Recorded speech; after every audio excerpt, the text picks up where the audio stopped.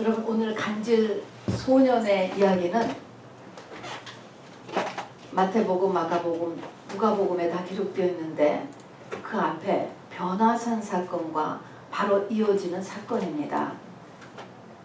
변화산 사건의 메시지를 마음에 확실하게 간직하고 있는 사람들이 주님의 재림 때까지 이렇게 살기를 바라는 하나님의 메시지입니다. 어렵죠.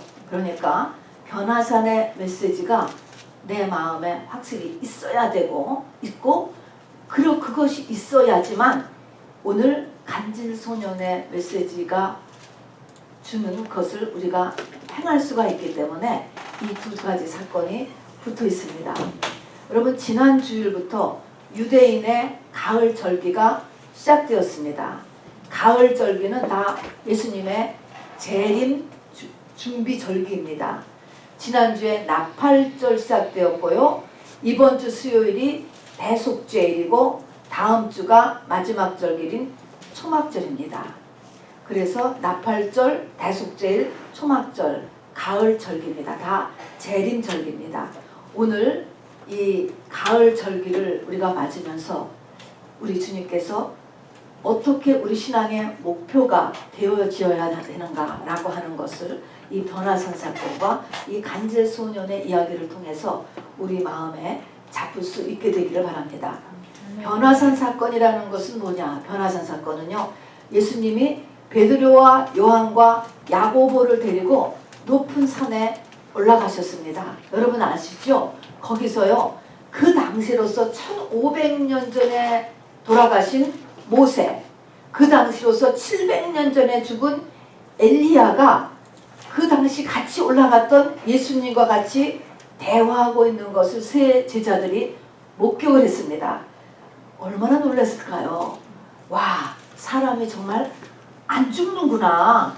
죽는 줄 알았는데 안 죽고 저렇게 지금 1500년 전 700년 사람인데 그냥 같이 지금 예수님하고 대화를 한다니까?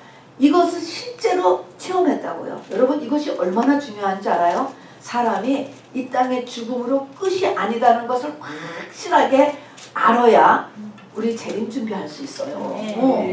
이게 첫 번째예요. 그런 다음에 이렇게 대화를 하시는데 예수님의 모습이 변화가 되는데, 지금 같이 이제 세 제자들과 같이 올라갔던 그 당시에 그 예수님의 외모는 초라한 모습이죠. 그 모습이 바로 말할 수 없이 영광스럽게, 어떻게 표현할 수 없지, 영광스러운 모습으로 변화되면서 그 옷이 빨래하는 자가 더 희게 할 수 없을 정도로 희게 확 변화되는 것입니다. 그것이 뭡니까? 예수님의 부활체의 모습이요. 그리고 나도 첫째 부활에 참여하는 자가 되면은 저렇게 영광스러운 모습으로 변화된다. 이것을 보여주는 것입니다. 이 두 가지를 이 세 제자가 간직하였고요. 그 중에서도 베드로 후서를 보면은 끝까지 이 체험을 마음에 간직하고 있었습니다. 여러분, 굉장히 이런 것 중요한 것입니다. 이것을 실제 체험하게 하셨어요. 사도 바울께서도 그가 회심할 때의 사건을 사도행전에 보면은 3번이나 말씀하심으로 인하여서 이 신비 체험이 이 마음에 새겨져서 그것이 이 사람의 큰 신앙을 끌어가는 팩터가 되는 것을 우리가 보게 됩니다. 그런데 이제 산에서 이 세 제자와 예수님이 내려오시면서 예수님께서 하신 말씀이 있어요. 오늘 있었던 일을 내가 죽은 자 가운데서 살아나기 전까지는 아무한테도 얘기하지 말아라. 이렇게 말씀하셔 내려오니까 세 제자가 그게 도대체 무슨 뜻이야? 라면서 막 서로 논쟁했다라고 하는 말씀이 있습니다. 죽은 자 가운데서 살아난다는 것이 무엇일까? 이것이 예수님의 십자가 죽음을 처음 멘트한 것이기도 하고, 제자들은 이것이 나중에 주님의 십자가에 죽고 부활하신 다음에야 이 말의 의미를 알아들었습니다. 그때는 몰랐습니다.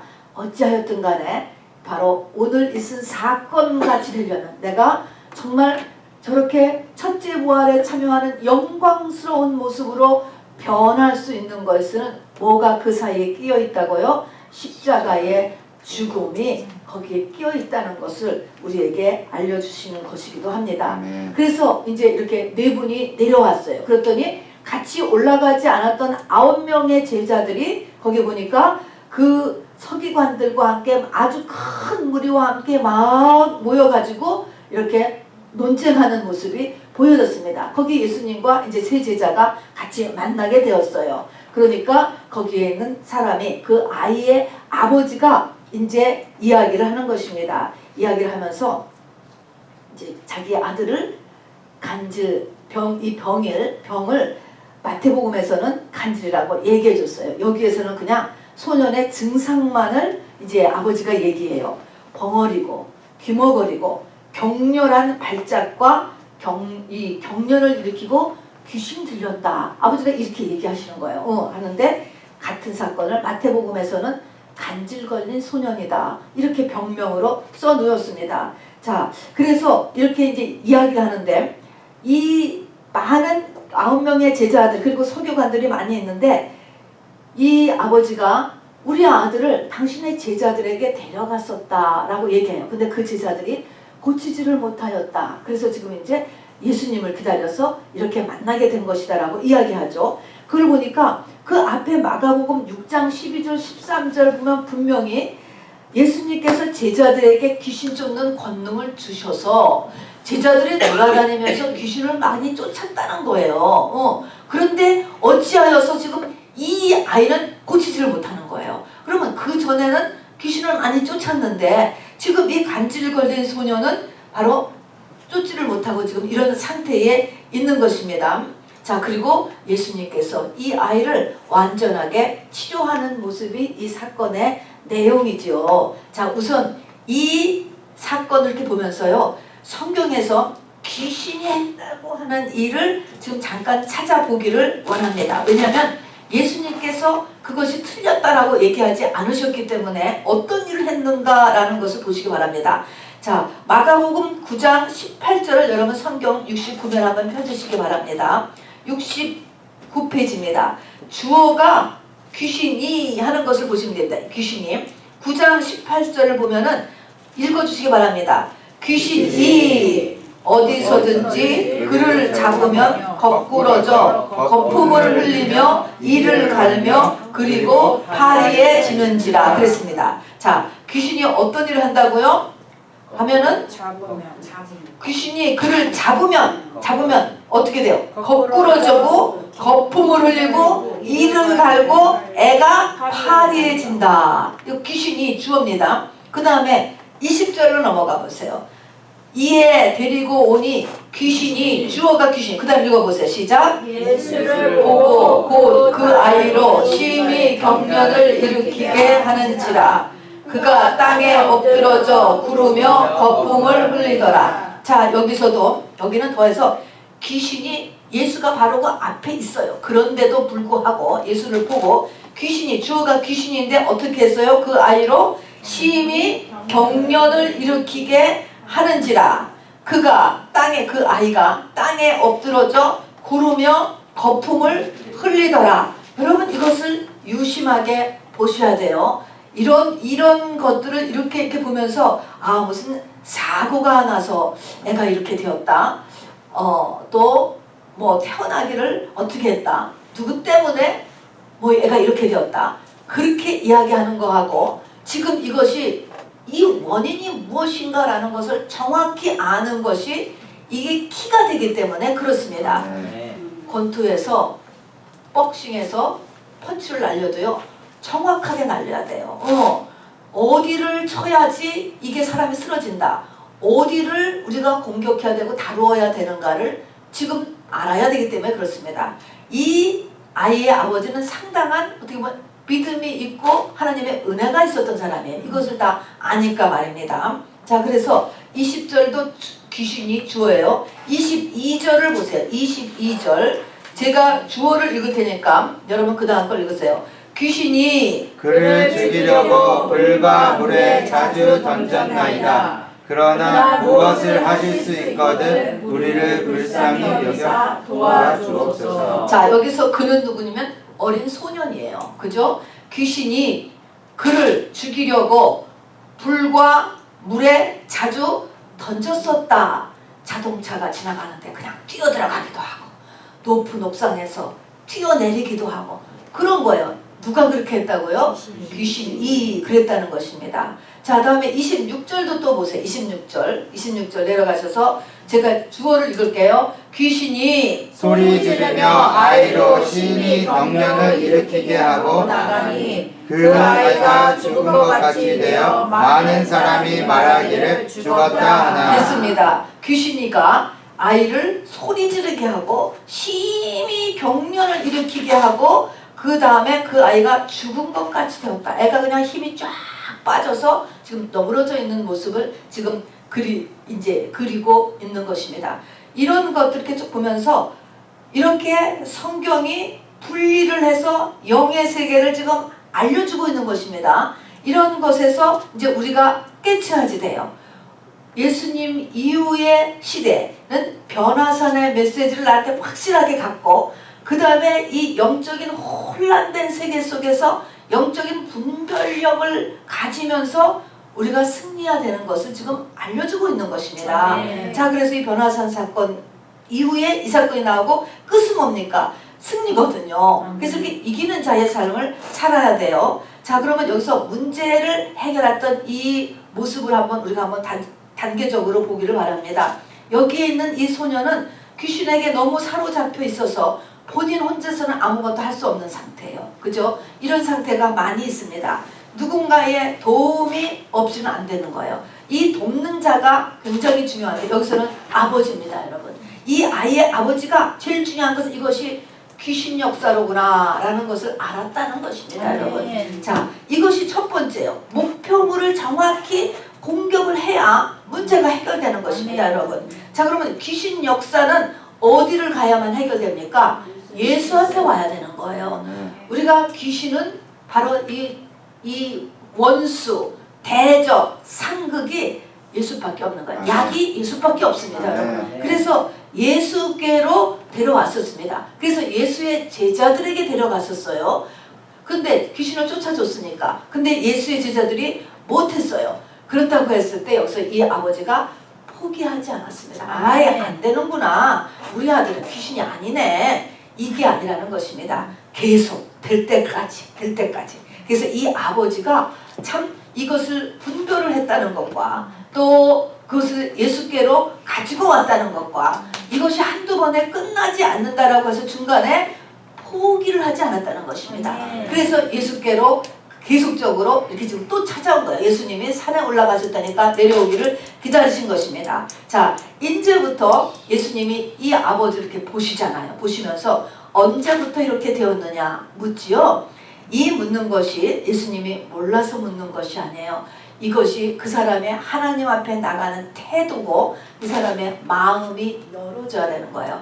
여기가 성령이 역사하기 때문에 그렇습니다. 그래서 마음을 여는 것이에요. 여러분 이렇게 물었을 때 어릴 때부터니다 이렇게 정직하고 신실하게 얘기하는 것이 굉장히 중요해요.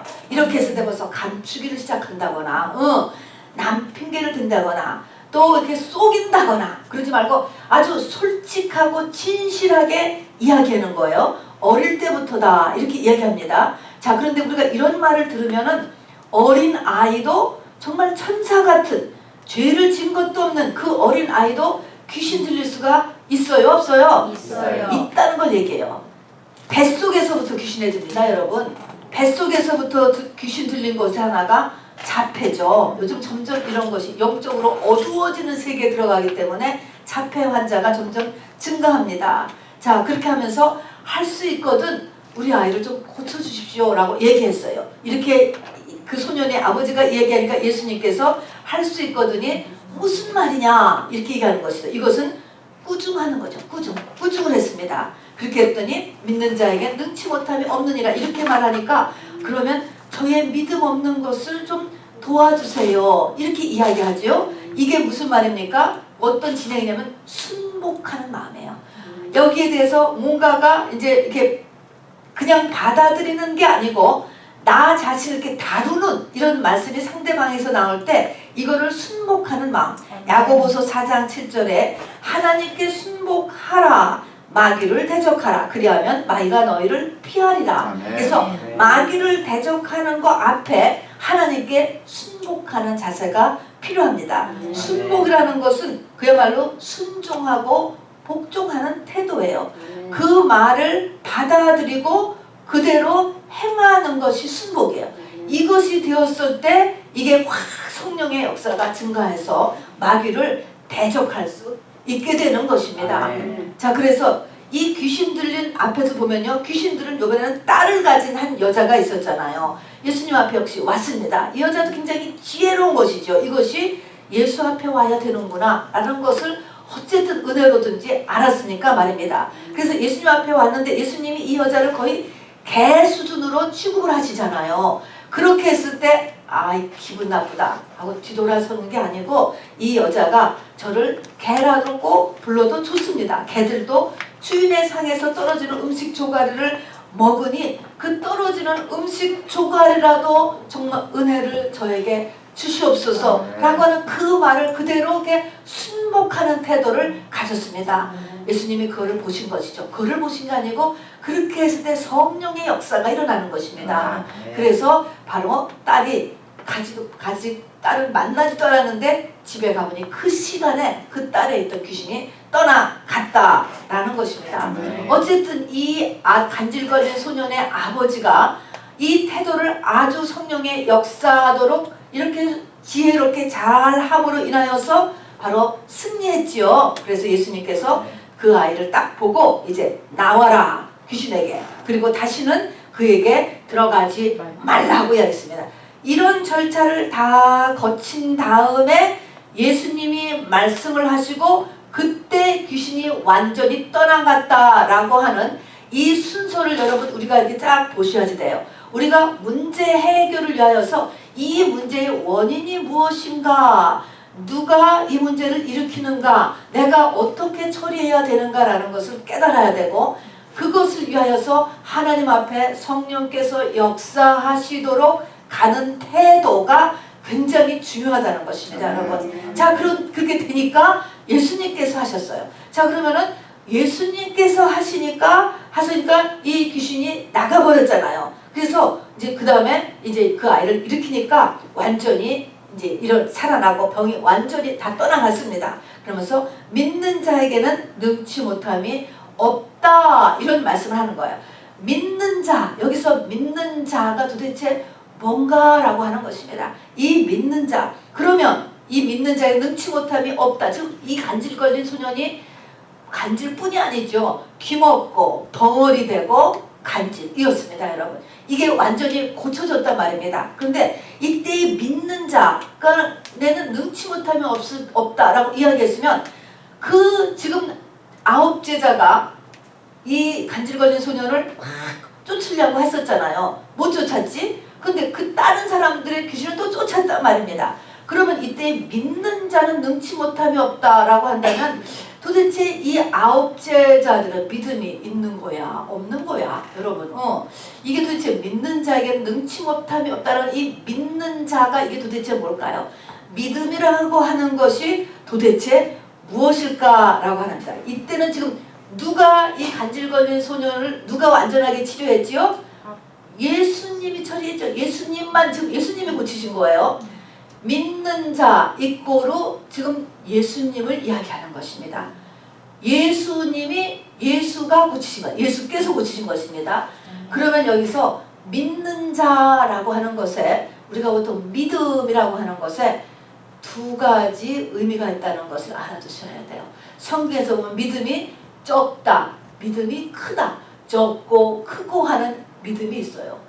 또 한 종류의 믿음은 믿음이 그냥 있다 없다의 믿음이 있어요, 여러분. 있다 없다, 믿음이 그냥 있는 거 없는 거. 그 있다 없다의 믿음 가운데서 이 있다의 믿음은 어떤 믿음이냐가 갈라디아서 3장 23절의 믿음이 바로 믿음이 있다 믿음이에요. 이 믿음. 자, 여기 갈라디아서 3장 23절에 보면 믿음이 오기 전에 우리는 율법 아래 매인바 되고 계시될 믿음의 때까지 갇혔느니라. 그러니까 믿음이 뭔지 모르는데 믿음이 오기 전까지는 우리는 율법 아래 매이고 갇혀 지내는데, 이 믿음이라는 것은 계시되라는 계시될 믿음, 그 계시되는 믿음, 그때까지는 율법 아래 매이고 갇혔다. 이 믿음은 풀네임이 계시될 믿음이에요. 이 계시될 믿음이 뭐냐면 바로 예수예요. 예수. 예수가 되는 것. 그러니까 오순절 마가의 다락방에서 120문도가 예수가 되었죠. 그곳을 믿음이라고 하고 그때 예수가 되었잖아요. 내 인생의 주인이 예수가 되는 상태. 그래서 이제부터는 내가 사는 것이 아니요 내 안에 계신 예수께서 사시는 것이라. 사도 바울도 이 고지에 올라갔습니다. 믿음의 사람. 이 믿음을 얘기하는 것입니다. 자, 그래서 이 믿음이 오기 전에 하는 이 계시의 믿음이 오기 전에 계시의 믿음 이꼬르 예수야, 여러분. 아멘. 예수가 오면, 자, 그러니까 예수님이 이 아이를 완전히 고쳤죠. 그러면서 믿는 자에게 능치 못함이 없다. 당연하죠. 예수님에게는 능치 못함이 없으신 거예요, 여러분. 네. 천지를 창조하신 분인데 그 말씀이 되는 것입니다. 그래서 이 믿는 자가 이제 지금 저와 여러분이 믿음이 적고 크고 하는 믿음이 아니고 믿는 자가 되기 위해서 저와 여러분이 가야 되는 것입니다. 지난 금요일에도 말씀드렸지만 우리는 두 세계에 살고 있습니다. 하나는 마귀가 왕노릇하는 세계예요. 그렇게 살고 있어요. 여기 알지요? 또 하나의 세계는 구속이 이미 이루어진 세계예요. 그러면은 믿음이 마귀가 왕노릇하는 세계에서 구속이 이미 이루어진 세계, 부활의 세계거든요. 글로 넘어가는 게 어떻게 넘어갈 수 있지? 내가 어떻게 글로 넘어가느냐요. 글로 넘어가는 문이 하나 있어요. 또 열쇠라고 해도 돼요. 그 문이 어떤 문이냐면 바로 믿음이라는 문이에요. 이때의 믿음은 바로 예수라는 문이에요, 여러분.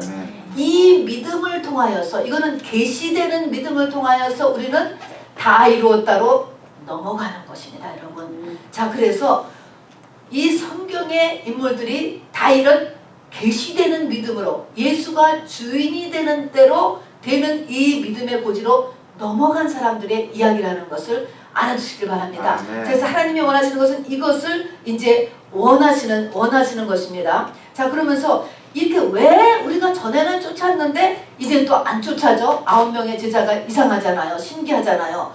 그런데 또 예수님이 세상에 어떻게 저 소년을 저렇게 완전하게 고칠 수가 있을까라고 하면서 그 밤에 이제 집에 들어가심에 제자들이 조용히 쫓아와서 물었습니다. 그래서 우리는 어찌하여 그 귀신을 능히 쫓아내지 못하였나이까 이렇게 이야기하니까 예수님께서 기도 이외에는 이렇게 얘기했습니다. 기도 외에는 너희가 이 일을 할 수 없다. 이렇게 한마디 한 것이에요. 자, 이거를 그냥 우리가 성경을 이렇게 읽을 때는 기도를 하면은 우리도 이렇게 예수님 같이 능치 못할 일이 없는 상태로 올라가는다. 이렇게 우리가 받아들이죠. 맞는 말이에요. 그러나 이제 이것을 우리가 영어로 조금 이렇게 설교자를 통해서, 그래서 설교가 필요한 것입니다. 풀어주는 것입니다. 그냥 그러면 내가 아무것도 안 하고 교회에 와서 하나님 그냥 병 고쳐주세요. 하나님 병 고쳐주세요 하고 1000번을 외치고 10,000번을 외치고 불교에서 1000배를 하고 하듯이 그냥 그거를 계속 반복 해주세요. 그렇게 하면 되느냐? 그런 의미가 아니라는 것입니다. 자, 그래서 여기 예수님이 한마디로 기도라고 하는 그 말은 이 기도가 포함하는 10가지를 우리가 같이 이 시간에 받아들여야 돼요. 이 10가지가 기도예요. 왜냐하면 기도는 내가 원하는 것을 이뤄내는 게 기도잖아요. 우리에게 하나님께서 각자가 원하는 것을 있게 만들으셔요. 그러면 여기 있는 10가지의 생활을 함으로 인하여서 내가 예수가 주인이 되는 인생으로 바뀌어지는 겁니다. 첫째 부활을 할 수 있는 사람으로 내가 바뀌어지게 된다는 것입니다. 이 과정을 통하여서 말입니다. 그 하나님의 택한 자에게 일어나는 일입니다. 그래서 간단히는 기도 외에는 이런 종류가 나갈 수 없느니라 이 한마디를 하셨습니다. 그래서 기도가 뭔가라는 것입니다, 여러분. 첫 번째는요, 기도는 한마디로 내가 원하는 것을 얻기 위해서 우리가 기도해요, 여러분. 자, 그거를 할 때 첫 번째 뭘 했냐? 기도는 반드시 말씀과 함께 가야 돼요, 여러분. 아멘. 말씀이 있어야 돼요. 아멘. 기도만 하는 것이 아니고, 기도는 모든 종교에 다 있어요, 여러분. 그게 아니고 성경 말씀과 같이 가야 돼요. 자, 이때인데 말씀도 문제가 됩니다. 사람은 영과 혼과 육으로 되어 있다고 그랬습니다. 그런데 성령을 받은 우리도 영, 혼, 육 중에서 혼과 육이 영을 지배해요. 모든 사람, 거의 대부분의 사람이 혼과 육이 영을 지배하는데, 지금 하나님이 원하시는 것은 영이 혼과 육을 지배해야 돼. 내 영의 상태가 혼과 육을 끌어갈 수 있어야 된다 하는 것입니다. 자, 그렇게 돼야 되는데, 하나님의 말씀은 혼이나 육에 관련된 지금 말씀이 필요한 게 아니고요, 영에 들어가는 말씀이 지금 필요한 거예요. 지금 제가 꼭 기도는 말씀과 함께 해야 된다라고 하는 그 말씀은 우리의 영에 들어가는 말씀과 함께 해야 되는 거예요. 말씀이 영에 들어가야 된다는 것입니다. 말씀이 지식으로 이렇게 들어오지요. 그러나 이 말씀이 지식에 남아 있으면 아무 소용이 없어요. 거의 아무 소용. 오히려 피해가 있어요. 교만하게 하니까 사람을. 그래서 말씀은 반드시 나의 영으로 들어가요. 그러면 말씀이 나의 영으로 들어갔다라는 표시가 뭘까 하는 것입니다. 과연 하나님의 말씀, 성령은 나에게 영으로 들어갔느냐? 깨달음도 마찬가지예요. 깨달은 것도 혼 수준에서 우리가 깨닫는 경우도 많아요. 그러나 이 깨달음이 나의 영으로 들어갔다라고 하는 것은 영이 혼과 육을 지배하고 영향을 미치기 때문에 반드시 내 삶에 변화가 일어나야 돼요. 내 가치관이 달라져야 돼요. 내 삶의 습관이 달라져야 되고, 뭔가 행동하는 것이 달라져야지 하나님의 말씀이 영에 들어가는 것이에요. 그래서 이 말씀은 반드시 영에 들어가는 말씀이 필요합니다. 여기서 이 말씀을, 이 성경 말씀이 내 영에 들어가야 되는데, 이때에 두 가지 우리가 말씀을 대할 때 태도가 있어요. 첫 번째는요, 말씀을 대할 때 심령이 가난한 자가 돼야 돼요. 가난하지 않으면 절대로 말씀이 영에 들어갈 수가 없습니다, 여러분. 그래서 심령이 가난한 자, 또 다른 말로 하면은 하나님에 대해서 두려워 떠는 자, 이렇게 표시했습니다. 이게 얼마나 중요한, 이게 안 되면 하나님의 말씀으로 절대로 나에게서 들어오지 않죠. 그거는요, 지식까지는 들어올 수 있지만 절대 영에 들어오지 않습니다. 그래서 말씀을 대하는 태도가 중요하고, 두 번째는 하나님의 말씀은 반드시 규칙적으로 먹어야 돼요. 여러분, 밥을 먹는데 아무리 뷔페 가서 잘 먹고 했어도 한 번 먹고 20일 굶었다, 그 사람은 건강해질 수가 없습니다. 여러분, 밥은 규칙적으로 먹어야 되죠. 좋은 음식을 규칙적으로 먹어야 되는 것처럼, 좋은 음식은 뭐냐? 영에 들어가는 말씀을 규칙적으로 먹어야 돼요. 반복적으로 우리가 취해야 된다는 것입니다, 여러분. 이것이 첫 번째, 기도에는 말씀이 있어야 돼요. 두 번째는 우리가 기도가 포함하는 의미는요, 이 말씀을 먹었으면 회개가 반드시 나야 돼요. 먹고 나서 화장실 안 가면 이 땅에서도 큰일 나는 거예요, 여러분. 반드시 먹은 음식에 따라서는 나에게 변화가 일어나고, 거기에 따라서 받은 듯이 일어나는 반응은 회개가 일어나야 된다는 것입니다. 회개하는 생활을 해야 돼요. 철저하게 아이템별로 내가 이것을 잘못했습니다, 하나님 하고 하는 회개가 일어나야 됩니다. 세 번째는요, 갈라디아서 6장 7절에 보면은요, 만고의 법칙이 있다는 거예요. 하나님을 만유리 여기지 말아라, 이렇게 얘기하는 거예요. 만고의 법칙이 있다. 이것은 그 말은 뭡니까? 뿌린 대로 거둔다는 거예요. 뿌린 대로 거둔다. 여러분, 물질 축복을 구하는 사람은 물질을 하나님 앞에 심어야 돼요. 인색하지 않아야 된다고요.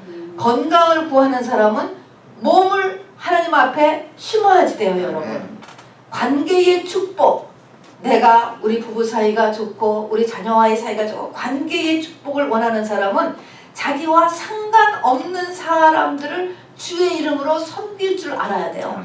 나하고 내 새끼밖에 모른다. 여러분, 이거는 카운트되지 않는 거야. 그건 본능이기 때문에. 자, 이런 것, 하나님 앞에 뭔가를 자꾸 심어야지, 심지 않고서 하나님은 영계가요, 정말 제가 27년 목회를 하면서 확실하게 느끼는 거는 연계가 너무너무 정확하다는 거예요, 여러분. 우리하고 시간이 안 맞아서 우리가 모르는 거지 너무나 정확하게 나와 우리 후세대에 계속되는 게 이 연계예요, 여러분.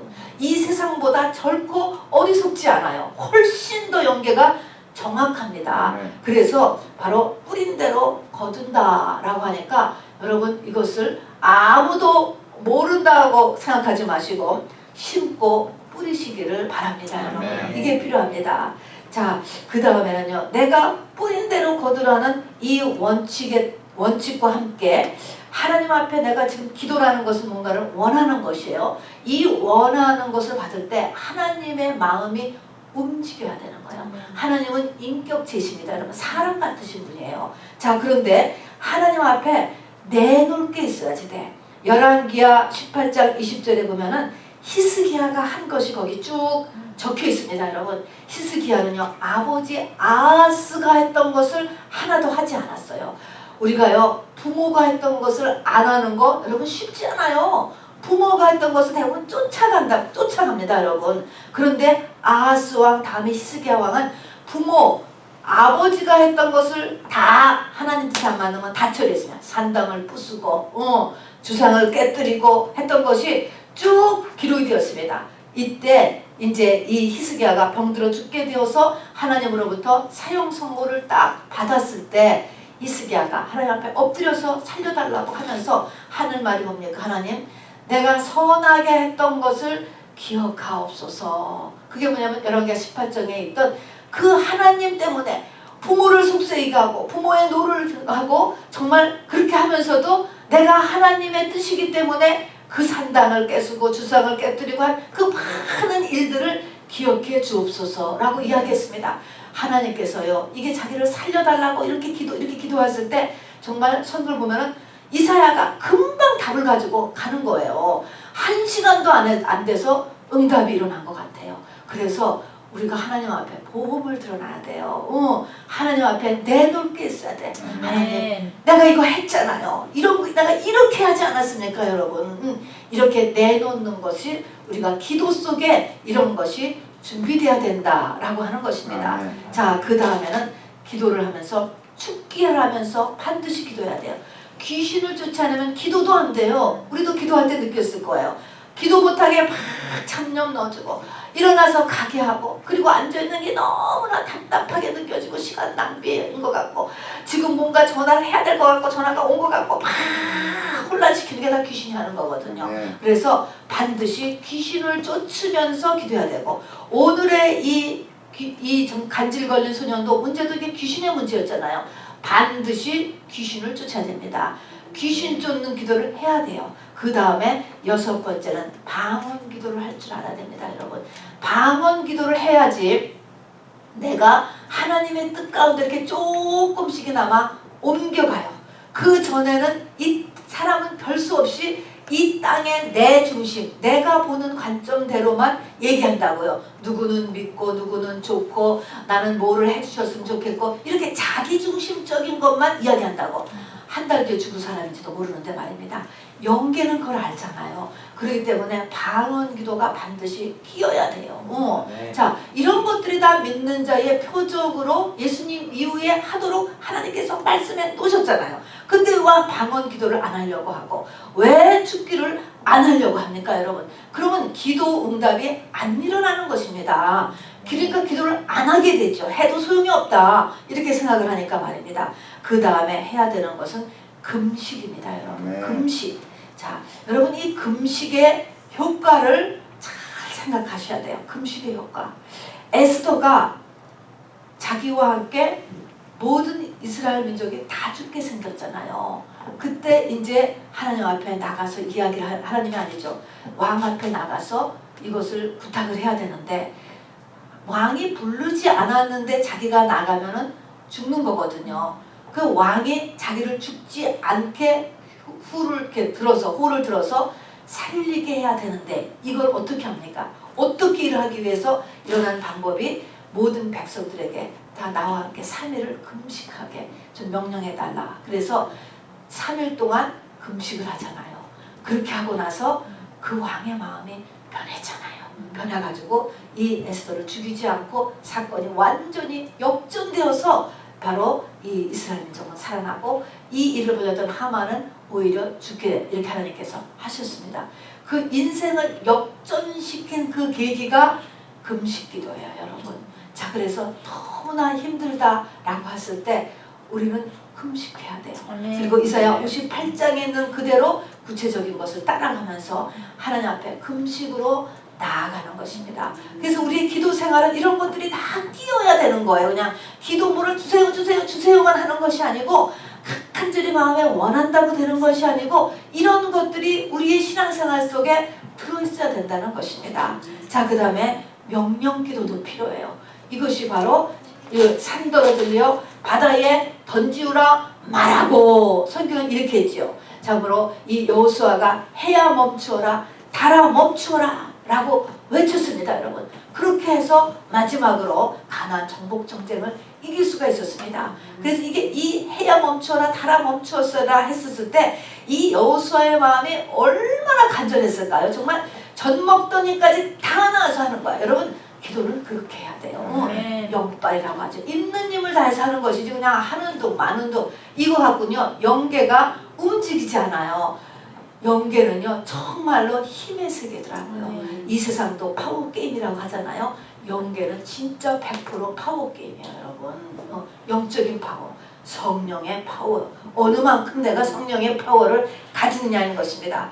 그 다음에 9번째는요 기도 속에는 또 뭐가 포함되냐면은 여러분 서원이 포함돼요. 서원. 이거는요 11조 차원이 아니에요. 서원은요 하나님과의 SOS 방편이라고 우리가 배웠습니다. 너무나 안 될 것 같고 급하고 간절하고 그럴 때 하는 거예요, 여러분. 그래서 성경에 보면 서원한 사람이 나오잖아요. 물론 서원도 하나님이 받아주셔야 하는 거죠. 그렇지만 입다가 전쟁에 이기게 해주시면 내가 나를 환영하러 나온 첫 번째 존재를 제물로 주게 바치겠나이다. 거기에는 첫 번째 나오는 사람은 종 중에 하나일 줄 알았는데 외동딸이 나왔어요. 근데 어떻게 했습니까? 바쳤습니다. 죽여 바쳤습니다. 서원이라는 것은 그렇게 무서운 거예요. 무서운 거. 그래서 서원이 그래서 정 안 될 거만 앞에 서원을 하고 서원은 하면 반드시 지켜야 돼요. 서원을 하고 안 지키면 그것보다 더한 것이 더 무너집니다, 여러분. 그래서 소원을 해야 된다는 것입니다. 그리고 마지막으로는요, 여러분 통로자를 잘 만나야 돼요. 통로자. 자, 하나님 앞에 하나님께서 통로자로 이렇게 세우는 사람들이 있어요. 지금도 있습니다, 여러분. 먼저 하나님께서 알려주시고 보여주시는 거예요. 수넴 여인은 엘리사를 만나서 평생의 소원인 아들을 얻었어요. 엘리사가 한 거예요.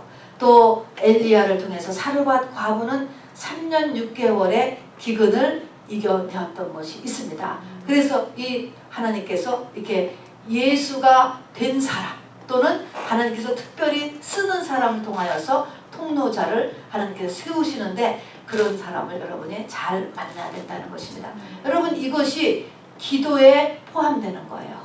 이런 것들을 다 같이 오퍼레이트를 해가야 되는 것입니다. 자, 어떻게 오퍼레이트를 하느냐? 여러분 이것을 오퍼레이트를 하려면 여러분 기도를 한다라는 기도에는 분명히 기도 제목이 있잖아요. 뭐 때문에 기도를 하는 거예요? 소원이 있기 때문에 하는 거예요. 문제를 하나님이 주셨기 때문에 한단 말입니다.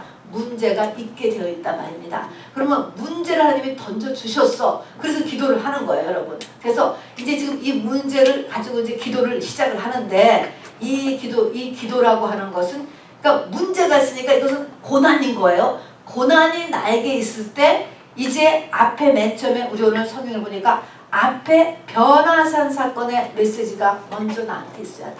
그러니까 이 말은 여러분이 없더라도 지금 가지시기 바랍니다. 뭐가 있어야 되냐면 하나님이 나에게 고난을 주신 것은 뭐예요? 이 땅의 삶이 다가 아니야. 바로 700년 전, 1500년 전뿐나 예수님이 같이 나와서 이렇게 얘기하는 것을 보았듯이 이 땅의 삶이 다가 아니다. 사도 바울께서도 만일에 이 땅의 삶이 다라면 예수 믿는 사람같이 불쌍한 사람이 없을 것이다 라고 이야기했습니다. 반드시 우리는 육이 흙에 묻힌 다음에 다시 한번 살아나서 영원히 존재하는 존재예요. 이것 안 믿으면 우리 예수 믿는 게 손해라니까 여러분. 자, 그 다음에는 우리가 이 땅에서 내가 내 속사람을 단장시키는 것만큼 그렇게 영광스럽게 변하는 예수님 같은 그런 부활체로 변한다는 것이죠. 엄청난 계급사예요 여러분. 그렇게 되어진다는 이 두 가지를 꼭 믿기 때문에 우리가 소망 가운데 나에게 오는 고난을 견디고 하나님 앞에 나와서 이 문제를 해결하려고 몸부림을 치는 거예요. 이 소망이 밑바닥에 깔려 있어야 돼요. 안 그러면은 이거 낙심해서 살 수 있습니까 여러분? 그리고 왜 도대체 하나님을 믿는데 나에게는 이런 일이 있는 거야? 이런 생각을 하지 않겠습니까? 하나님께서 택한 자이기 때문에, 그리고 하나님께서 신부로 부르셨기 때문에 바로 이러한 일을 하나님께서 일어난 것이고 지금 말씀을 드린 세력을 가르쳐 주시는 것이죠. 자, 그래서 문제, 고난 이것을 놓고 이제 하나님 앞에 나가는데 10가지를 같이 하라는 것입니다. 이 10가지를 같이 하라는 과정에서 무엇을 하느냐? 내가 내 인생의 주인이 예수로 바뀌어진단 말입니다 여러분. 아까 얘기했던 것처럼 이 믿음이라고 하는 문을 통해서 우리는 속죄의 세상으로 넘어가는 거예요. 속죄가 이미 끝난 세상으로 넘어간단 말입니다. 성경에 보면요, 고린도후서에 예수님께서 부요하신 자로서 가난하게 되심은 너희로 부요케 하려 함이라 말씀했어요. 그 말씀이 왜 나에게 적용이 안 되지? 왜 그 말씀이 나한테 적용이 안 되지? 그거는 속죄가 끝난 세상의 얘기잖아요. 그가 부요하신 자로서 가난하게 되심은 너희로 부요케 하려니라. 그 말씀을 붙잡고 손으로 붙잡고 하나님 이렇게 써있으니까 이렇게 써있어요. 그렇게 했다고만 되는 것이 아니고요. 그렇게 되는 것이 아니고 이 키를 열어야 돼요. 그 키는 뭐냐? 그 문은 뭐냐? 십자가예요. 믿음이에요. 십자가 중에서 자기 십자가인 것입니다 여러분. 자기 십자가를 지었을 때, 그래서 자기 십자가로 인하여서 내 겉사람이 죽음으로 인하여서 내가 예수됨으로 인하여서 믿는 자에게는 능치 못함이 없다라고 이야기하는 것입니다. 여러분 요한계시록에 가서 보면은 예수님의 신부를 어린 양의 아내다 이렇게 얘기해요. 아내. 신부하면 우리가 결혼 전 상태를 얘기하잖아요. 근데 아내 그러면 결혼한 상태를 이야기하잖아요. 거기 보면 어린 양의 아내라고 이렇게 얘기합니다. 그 아내가 된 이 아내라고 하는 이유는 우리가 신부의 삶을 그냥 거의 인생의 끝에 가서 신부가 되지 말고, 물론 되지 말고 일찍 신부가 돼. 그러면 그게 뭐냐면 아내가 되는 거예요. 어린 양의 아내가 돼서 할 일이 있는 것입니다. 이 땅에서 우리가 남편하고 같이 살았는데 남편이 귀한 일을 하는데 하다가 일찍 돌아가셨어. 그러면은 아내가 그 남편의 일을 받아서 하는 경우가 있지요. 그런 것입니다. 예수님이 먼저 돌아가셨어요. 그러면 이제 남은 아내가 예수님의 남은 사역을 주님이 다시 오실 때까지 하는 게 아내예요 여러분. 아내. 그래서 어린 양의 아내가 되는 것입니다. 그래서 저와 여러분이 빨리 믿는 자가 되어서, 이 믿는 것은 계시로 오는 믿음을 가진 사람을 얘기하는 것입니다.